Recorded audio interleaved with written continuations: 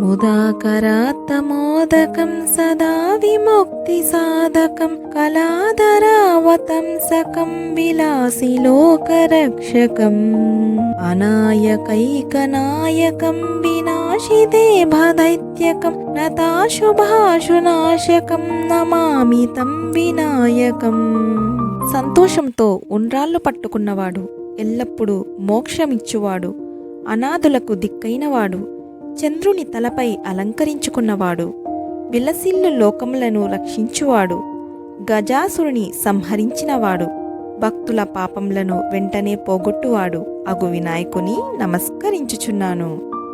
నతేతరాతి భీకరం నవోదితార్క భాస్వరం నమస్సురారి నిర్జరం నతాది కాపదుద్దరం సురేశ్వరం నిధీశ్వరం గజేశ్వరం గణేశ్వరం మహేశ్వరం తమాశ్రయే పరాత్పరం నిరంతరం.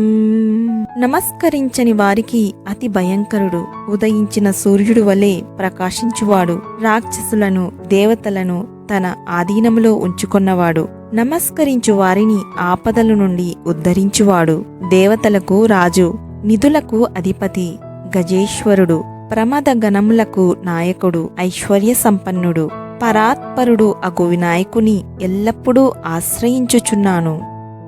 సమస్తలోకశంకరం నిరస్త దైత్యకుంజరం ధరేతరోదరం వరం వరే భవక్త్రమక్షరం కృపాకరం క్షమాకరం ముదాకరం యశస్కరం మనస్కరం నమస్కృతాం నమస్కరోమి భాస్వరం. సమస్త లోకములకు మేలు చేయువాడు, మదించిన ఏనుగుల వంటి రాక్షసులను సంహరించినవాడు, పెద్ద బొజ్జ కలవాడు, శ్రేష్ఠుడు, గజముఖుడు, నాశము లేనివాడు, దయతలుచువాడు, సహనవంతుడు, సంతోషమునకు స్థానమైనవాడు, కీర్తి కలిగించువాడు, నమస్కరించు వారికి మంచి మనస్సును ఇచ్చువాడు, ప్రకాశించువాడు అగు వినాయకుని నమస్కరించుచున్నాను. అకించనార్తిమార్జనం చిరంతనోక్తి భాజనం పురారి పూర్వనందనం సురారి గర్వచర్వనం ప్రపంచనాశభీషణం ధనంజయాదిభూషణం కపోలదానవారణం భజే పురాణవారణం. దరిద్రుల బాధలను తొలగించువాడు, వేదవాక్కులకు నిలయమైనవాడు, శివుని పెద్ద కుమారుడు, రాక్షసుల గర్వమును అణగదొక్కువాడు, ప్రళయకాల భయంకరుడు, అగ్ని మొదలగు దేవతలకు అలంకారమైనవాడు, చెంపలపై మదజలము కారుచున్నవాడు అగు గజాననుని సేవించుచున్నాను.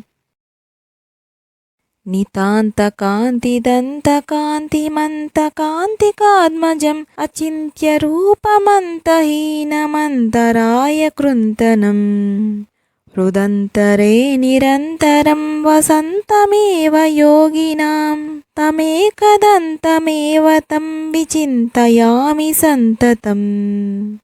తలతలలాడు దంతమున్నవాడు, యముని కూడా అంతమొందించు శివునకు పుత్రుడు, ఊహ కందని రూపము కలవాడు, అంతము లేనివాడు, విఘ్నములను భేదించువాడు అగు ఏకదంతుని ఎల్లప్పుడూ ధ్యానించుచున్నాను.